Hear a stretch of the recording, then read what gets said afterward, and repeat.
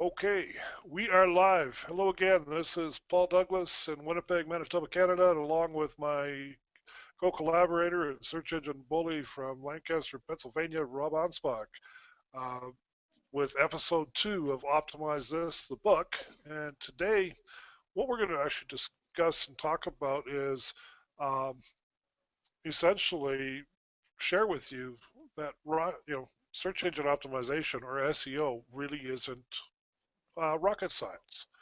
And, a lot of times, so many people will say with all these Google updates that are out there, uh, getting slapped, getting delisted, moving down, getting hurt by these updates. And, I'd like to share a story about one of the sites that I created about 5 years ago. It was for a local manufacturer for vending machines. And with everything I was doing to get him set up, I mean, we followed the principles on his website that we'll be teaching during the course of the books and these podcasts uh, about how to optimize a website. But he was always very solid on page 2, page 3, in spite of all the efforts, all the videos, and everything else that we did. But an amazing thing happened about 3 years ago when this smelly little animal from Google called Panda came out, and Panda was their update. And he, a lot of the sites that were ahead of him, that were older, may have had more authority because of their age and some of the things that they've done, got moved down or even delisted as a result of this Panda update. And this client site is now ranking quite well in the search engines as a result of these updates. And we'll share with you what happened in this chapter and why he was able to do that. And if you follow the same steps, you can enjoy the same benefits. And essentially, what the search engines want to do is they want to end search. Um, essentially, what they do when you go to Google or any other search engine for that matter, if you take a look along the top and along the side of that search engine result page, or SERP as we call it, you're going to see ads. And that's how they pay their bills. It's these ads that you see on the search engine result pages and everywhere else on the internet that pays Google's bills and makes them the profitable company that they are. So what they want to do is create a unique and exceptional user experience for you, the Google user. So when you go to Google, what they want you to do is search for something. They want to give you high quality results so that when you click on one of the results that they have listed on that page from 1 to 10, that your question gets answered. So one of the things that when you want to, and we'll cover analytics later on, but when you analyze your website and the traffic that comes to your website, you want to analyze how much and how often people bounce from your website. And what a bounce is, and you've done it yourself, so I'm sure, is you click on a search engine result, you see what's on the page that you go to, say, no, that's not what I'm looking for, so you go and you click the back button and click on the next one. So if you click that back button, that's called a bounce. You're bouncing back to the search engine result page. You want to minimize that. And so what Google's trying to do is minimize how often their users bounce by only putting up high quality content on the results pages of their on page 1. So essentially, by creating high quality content for this vending machine manufacturer, we were able to get him on page 1 when Google started changing their rules. And they could do that. It's their game. They could change the rules and insisted on higher quality content to get the higher rankings. So what we're going to be talking about here is again, it's really not rocket science to get ranked on Google. It's really about creating content for the end user. So many times, so many search engine optimization or so-called SEO experts will say, just get it right, get it done, game the system, and get yourself ranked by the search engine spiders. And what happens is we lose track of what the purpose of the website is for. The website's there to create business or sales for your business, whether it be through leads or actual sales to your business. The website's there to make you money. The website's not there to please search engine spiders. So the first and most foremost rule when it comes to content on your website is to write for the person or the individual or your ideal customer that is going to be coming to your website. Write for the person you want to attract to your website. Because bottom line, search engine spiders are not going to buy your product or service. They're a bad lead for your business. And you don't really, it doesn't really matter if you end up ranking well, but you don't convert your customers or your visitors to customers, then what's the point of being on page one? Correct. And let me add to that is that, when you're looking at keywords and content, the content that you put on your page should be natural. And what I say by natural is when you tell somebody about your product, do so in a conversational tone. Just like, you're listening to me and Paul right now. We're teaching you something, but we're doing so not in a technical way, not in a, industry standard, but in a natural tone. So when you write your copy for your content, it should be in a way that reflects how somebody's going to read it. If you make it too technical, if you make it too industry, heavy, it'll one tell Google, hey, you know what? This is stuffed full of keywords that really, may not be searched at all. It's not consumer friendly, and you need to have a balance. So, we're going to go back to keywords here because too many people have made the mistake of saying, you know what, I want that particular keyword to rank. Well, okay, that's great. But if that keyword is not mentioned anywhere on the pages of your website, it has no relevance. So it goes back to content. Make sure that what's on that page is being ranked or optimized properly. I'll go back to you, Paul. Absolutely. There's a couple examples I'm going to share about talking about relevance on a web page. Um, there was an individual that had asked me that I did half day consulting with for his website some time ago, and he was a local photographer. So he actually had, in his business, he did wedding photography, he did wedding videography, he did portrait photography, he did business photography, he also did aerial photography. Now, he had all 5 lines of business on his homepage, which, okay, I can accept that as far as keywords, but then every page also had the exact same keywords. Now, I don't know about you, but I think aerial photography is nowhere near relevant to wedding photography and vice versa. No. Okay.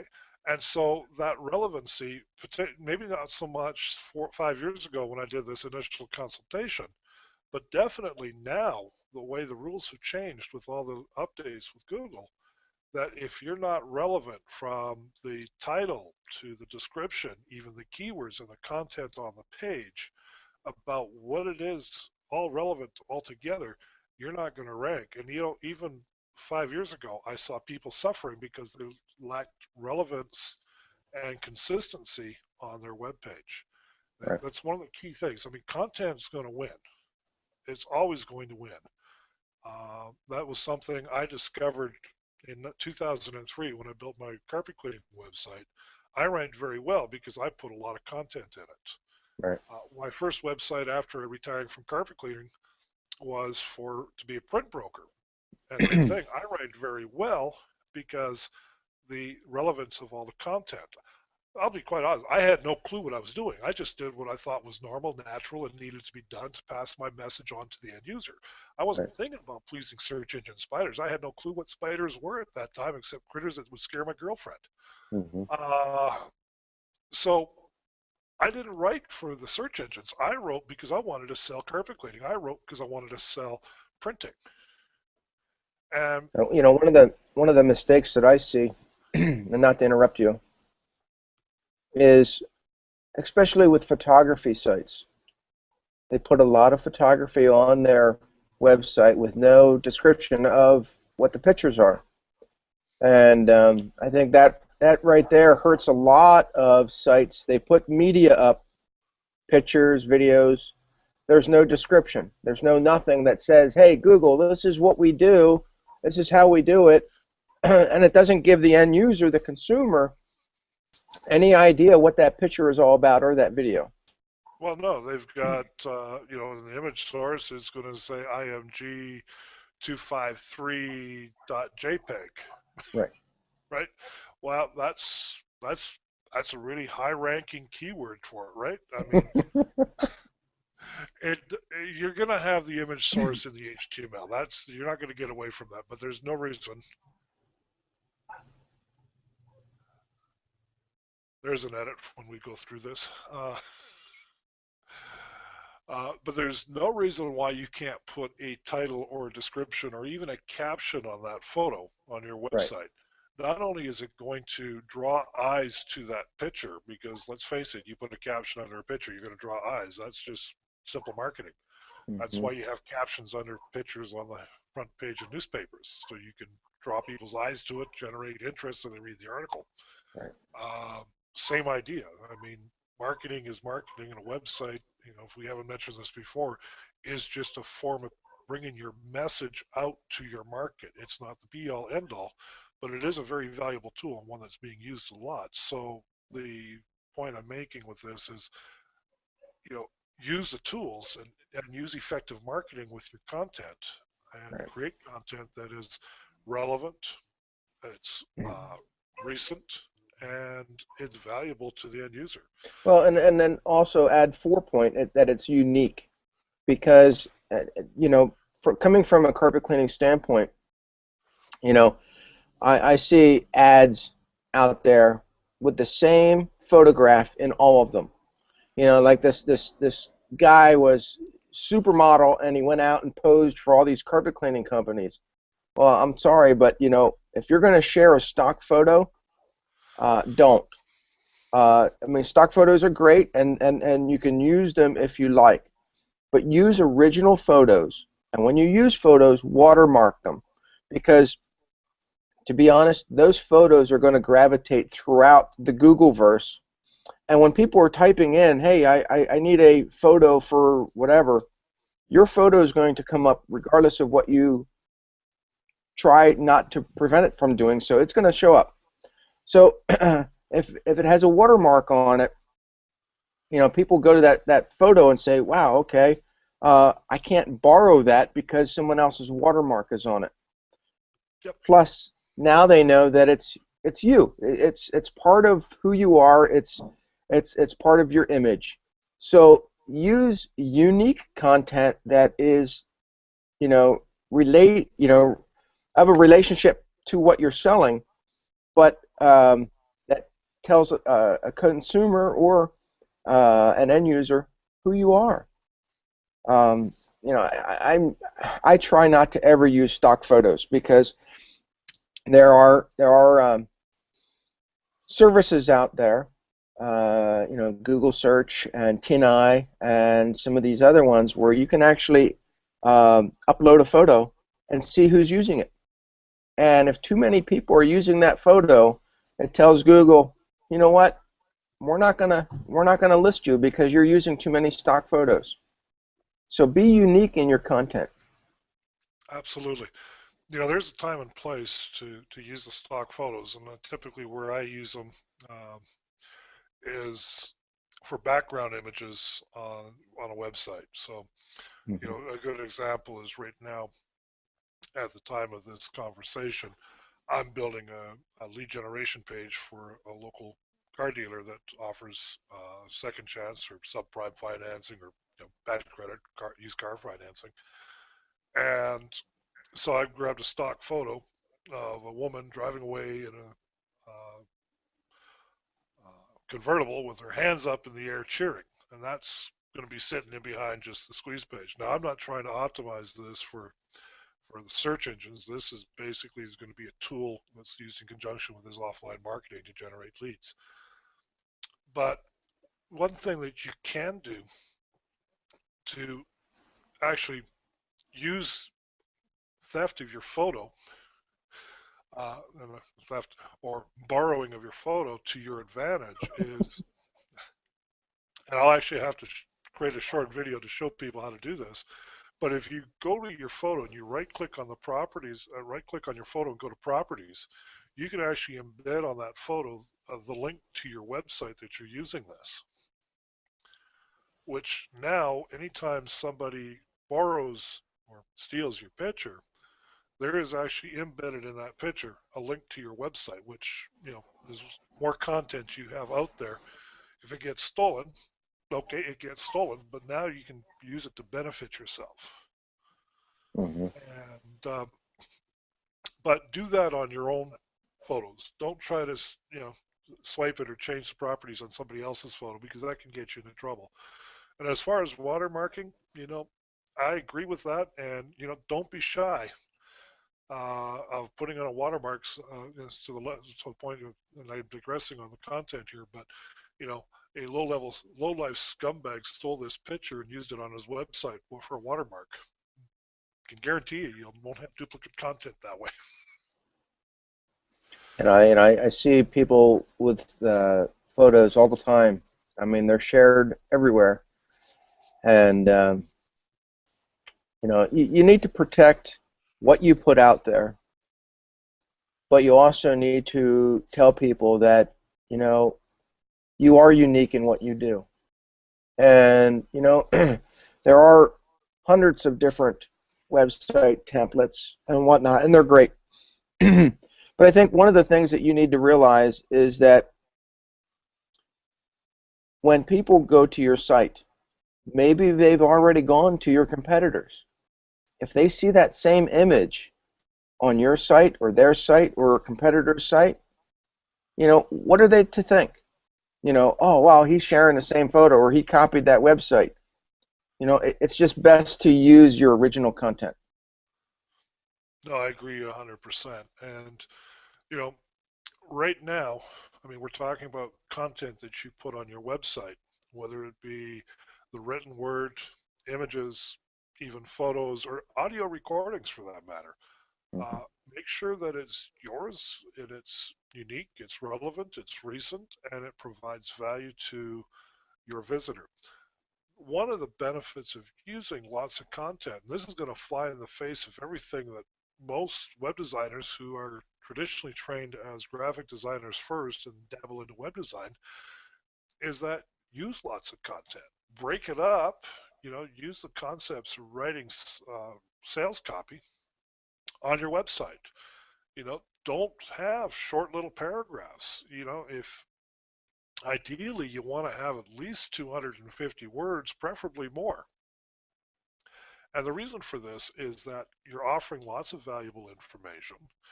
And if you're, and again, I'm going to use a caveat: don't be boring. Be yourself, be natural, provide the information, talk about what you're passionate about, but have lots of copy on your site. Have lots of images on your site. Have lots of video on your site. Goes back to what I talked about in the last chapter about stickiness and the bounce rate. You don't want people bouncing back. Actually, it wasn't the last chapter, it was earlier in this chapter. You don't want people bouncing back. What you want is people staying on your site. The longer they stay on your site, that's actually watched by Google. Right. When someone goes from Google to your website, they're tracking how long are they there. How do I know this? I see this on analytics all the time. How long is the average time someone's on my site? So you want content there to hold people on your site. You want to grab them, hold them, keep them there. And the longer you're there, the higher your value score will go up. Even if Mhm. people do bounce back, your value score is still there. So you want to make sure you have content. Um, Matt Cutts, the public voice of Google, and for some people, the god of SEO. Um, made a very interesting comment last year. He says, the best way to SEO your site is to not SEO. And what he's saying is, don't try to trick the system. Don't try to exploit the loopholes. We're going to find them. We're going to close them. We're going to shut you down if you do. And what I tell my clients, and I've shared this with Rob and a few others, is that I hate to say it, I'm not smarter than the people that are Google. They got some of the smartest people in the world working there. And if I was smarter than they were, I wouldn't be doing this video right now. I'd be working for Google. So why am I going to try to outsmart people smarter than me? I might get lucky once or twice, Hmm. but sooner or later, I'm going to be found out. I'm going to be caught. I'm going to be stopped. I'm going to be shut down. And if this is a client site that I did this with, then I've done my client a disservice by trying to game the system. So Right. anyone that's watching or reading this, my first suggestion is and always will be is forget about trying to optimize for the search engines when you write your content. Optimize your content for the user and the user experience. You do that, you will be rewarded. And it's all common sense. And I have people that come to me and they say, well, I want to rank for this particular keyword. And I'm like, no. And they're like, why? If you're Coca-Cola, great. Rank Coca-Cola. Everybody recognizes Coca-Cola. But if you're, some carpet cleaner in Lancaster, PA, or Winnipeg, or in basically any country of the world, carpet cleaning is so generic. You know, um, so don't try to say, well, I'm the king of carpet cleaning because it's not going to work. The keyword, or I'm a, kitchen remodeler. You know what? I wrote an article about kitchen remodeling, and when you type in kitchen remodeling, you got a billion choices. I don't know about you, but I don't want to stick in front of Google and page and go through all this billions of search results. I don't have that time. I want the information that's on page one. Well, how do I get that information? Well, instead of using keywords, use key phrases. So if I'm looking for a carpet cleaner, I want to be able to look for the particular city that I'm in. So let's say carpet cleaner Lancaster. Ah, okay. Now I come up. Great. Upholstery cleaner Lancaster.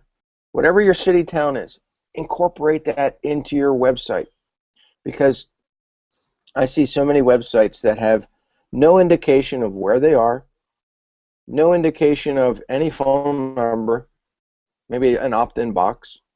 But if there is no indication where they're from, Google is not going to rank them properly.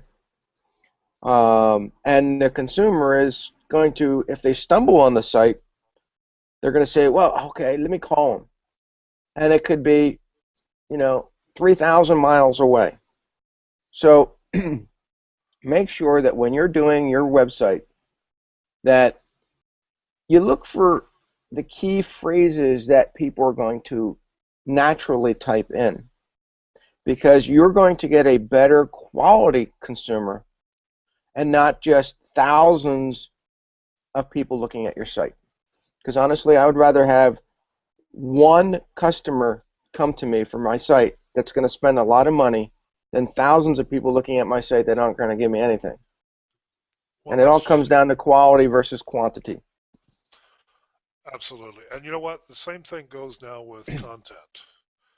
At one time, and as recently as 2 years ago, when I would be consulting and working with my clients, I said, let's get all this content put together. Let's get it out there. You know, there's an old joke, an old bumper sticker I used to see. Whoever dies with the most toys wins.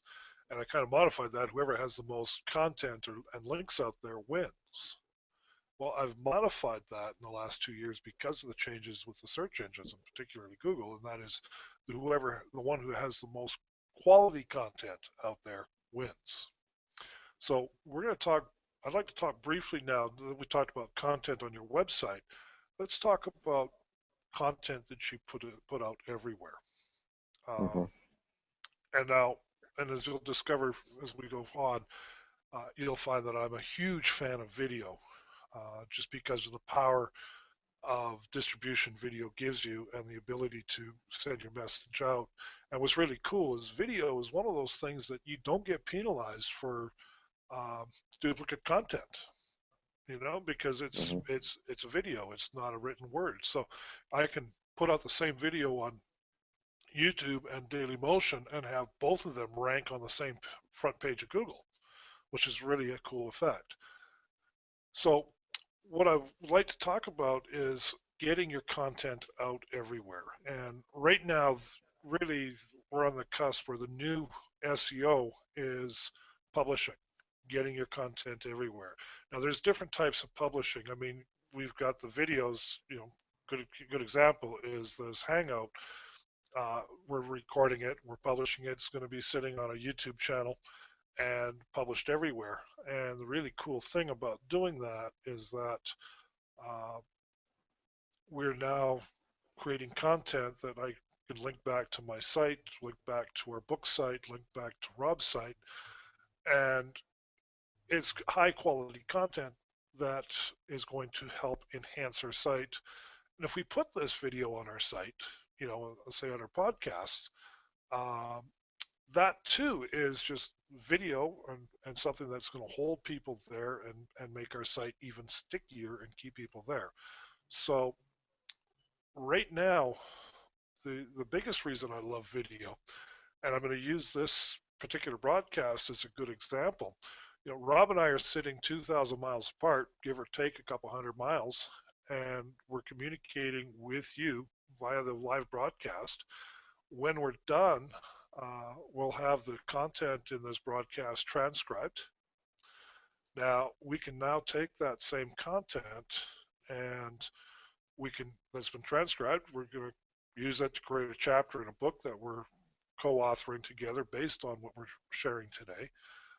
We can turn that into articles. I can take the video that we're creating, not only have it on a YouTube channel, but have it syndicated everywhere with other video sharing sites, Dailymotion being one of my favorites. Uh, we can then take that content with the book, get it published on Amazon. That is a really powerful link back to our website because with Amazon, they give you an author page. Amazon is one of those sites that's too big to slap, so a link back to your site from Amazon, even though it would be a no-follow link in most cases, is still a valuable link. The audio from this, we can strip out and turn that into an audio podcast, publish it on iTunes, and again, link back from iTunes to our website, adding value to our website, and we'll discuss that further when we go into building links in the further chapter. But again, one of the things we talked about in this here was content, content, content. Content on your site, the type of content on your site, but more importantly, putting your content everywhere. It's a concept that the ISY concept. I see you everywhere. You want that with your local market. You want people to see you on podcasts or hear you on podcasts, see you on video, see your website, see you on social media. They want, you want to be out there and you want to be everywhere, and creating content, publishing and syndicating high quality content is going to get you found everywhere. Yes, Google is good. Don't get me wrong. I love Google. Google gives us a lot of traffic. But the second largest search engine out there is YouTube. You know, if you want to find the answer to any question, search for it on Google or YouTube. You'll find a solution. Oftentimes, you'll see a huge list of solutions of people Mm-hmm. offering you how-to videos on whatever problem it is that you have. Um, it's eclipsed Yahoo and Bing. as far as being a search engine. There's directories everywhere. Okay, if you're into business to business selling, one of the great social networks is LinkedIn. But even LinkedIn is an opportunity for you to share content. What I love about LinkedIn, and we should cover this in a chapter, but you can build a business website on LinkedIn. You can publish content on LinkedIn. You can syndicate your videos from YouTube on LinkedIn. You can put your content out everywhere where your customers are hanging out. What it does is it establishes credibility, it establishes celebrity, it establishes you as the expert, and it positions you above all your competition so that you don't have to worry about dealing with price shoppers. You're dealing with people already that know, like, and trust and are motivated to buy from you. That's why, in my opinion, and content is so important. and don't forget social sharing sites, because now your content is out there for other people to see, and it's going to give you a direct link back. What I've noticed over the last few months is that LinkedIn and Facebook are really starting to get traction on Google, which didn't happen before.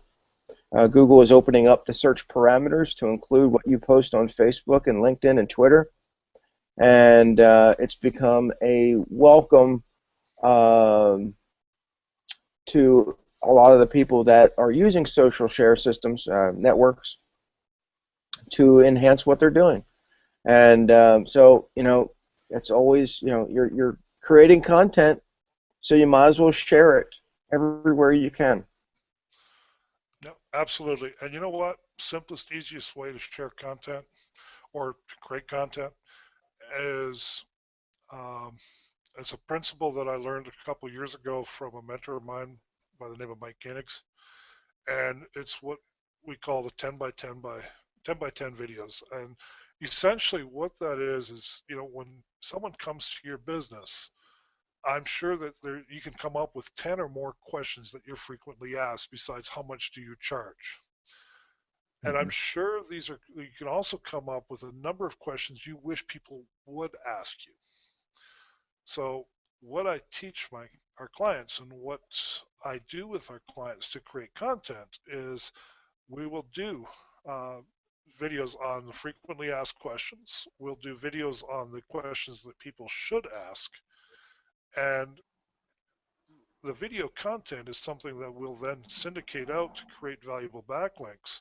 But at the same time, the content, the transcriptions can be compiled into the valuable content people see on a web page, the valuable content people see on a LinkedIn page, valuable content or excerpts you put on a Facebook post for your fan page or your group page. Uh, it can be shared everywhere. Or, hey, Right. do what we've done a few times, take all that content and turn it into a book or booklet or a consumer guide or buyer's Right. guide that you can hand out to position your business. So, Well, in my other book, Share 27 Ways, it's a social media book, but it touches on video usage. And what I instruct people to do is one question, one video. So you pose the question, introduce yourself, you answer the question, and you tell people how to contact you. And you do it in under 3 minutes. So, every question becomes a video, and now you're out there. Your videos are, you could make hundreds of them, thousands of them. Make a couple a day, and now they're proliferating, and they're out there, and they're helping you, and they're gaining traction and making you the authority. So now people are searching for whatever keyword they're looking for. If it's you, they're going to find your blogs. They're going to find your search end. I mean your website. They're going to find your social networks. They're going to find your videos. Now they have a choice between picking you, and you. Your competitors are bullied off the screen. absolutely. And here's the thing.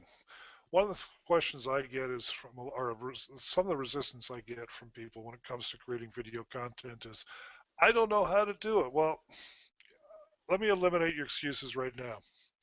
Uh, Most people have a smartphone on their hip. I haven't gone over the dark side. I've got a Samsung. Uh, but I have I a nice have, iPhone. there you go. Rob, I'm your father. Uh, Other part that we'll edit out later on for you. But Or there keep is, it. or keep it. But there's more broadcast power in this phone than most television studios had 20 years ago. You can shoot a higher quality video with higher definition. You have the ability to attach right here at the top on mine a lavalier mic, so I have great high quality audio, and I can create a video. I have an application here to edit video, and then when I'm done, I can push it out to all the services I want to syndicate it to. Mhm. And if I really wanted to get creative, I have another application on here that would also record that audio separately, and I can take that same video and use it as a podcast. Mhm. And the really cool thing about that application is it also cleans up the audio. So it takes out the background noise, the hiss, and the pops, and Mhm. cleans it up, and equalizes the volume. So there might be times when I might sound like I'm far, far away and really, really close, and it will take the levels and equal it out for me, so you don't blast ears or have people raising the volume. That's what's available on your smartphone. It is so easy to create content right now. It's just a matter of, have a story and then use the rest of your content to kind of prove what your story does. Again, we go into this a little later, but about the hero's journey, where they have a hope or a wish, and then the challenge and the overcome and the how they've overcome that challenge and the results, and then the transcendence from before and to after. You see that on just about every big movie right now, the hero's journey. Um, and there's actually a really cool YouTube video, and I'll find the link for it when we do the editing for the book on the hero's journey, done with puppets. It's hilarious. You laugh your full head off. Um, but again, don't let fear or the lack of expertise in creating content stop you. You have all the expertise you have inside you. You are the expert on you and your business. Share that knowledge, share that expertise, and put that up on your website. And if you're someone that's building a website for a client, if you want to become an expert in their business, then this is great, because now you can get all your questions answered. You can get the expertise downloaded on a video, and you don't have to worry about how good your notes are, because now you have a video record. And you can Mhm. transfer their knowledge, their skills, their ability, their expertise onto their web page. They're going to look good, and you're going to be a hero. So, again, although primarily we're looking for business owners that want to optimize it, yeah, I know some of our competitors are going to come in and check this out. So, I've often heard the best way to demoralize a competitor is to teach them how to beat you. That's how you beat us. Record video interviews with your client, get the transcripts, use that as content on their site. Then they're going to start competing with our clients on the You frontier. know, I get so many calls from web designers, companies all over the United States, asking me if I can train their people to do proper SEO. And I'm thinking, yeah, I could do that, but you're going to have to pay a lot, because now I'm training your people to think and act like me. And honestly, I think once they have that ability, they will leave and start their own company. And it's nice to get your competitors calling you, but they don't understand the concepts that I have to go through to make sure that a page is, optimized. And yeah, I would be glad to teach you, but like I said, um, maybe we will. Maybe we'll have a nice course, but I don't think I'm going to reveal everything I know. I gotta hold some things back. Well, Yeah, and I mean, here's the thing. It's an evolutionary thing, so we can teach you everything we know, but it's still um, inherent upon you to continue adding to your knowledge and skill. Because Hmm. yes, we're really good at what we do. Are we the only experts? I wish we were, but we're not. And there's a lot of people out there that if you are a serious student of our craft of search engine optimization, you'll learn from us, but you'll learn from others as well. And you know, take what's good and just get rid of the crap. Um, but again, if you do nothing else but create, produce, and syndicate high quality content on your websites and on syndication sites, then you're going to go a long, long ways to becoming the search engine bully and beating up your competition and kicking them off the front page of Google like the playground bully kicking everybody else off the top of the play structures. So to help you go further with that, in the next chapter and episode, we're going to be talking to you about some more basics, and this is going to be keyword research and how you can go ape. So make sure Hmm. you're in for that because if you get this one thing right, everything else falls in place and makes search engine optimization a simple, easy process for you. And when you go ape, you'll have a better understanding of the keywords, how to use them, why to use them, and what attracts consumers to your website better.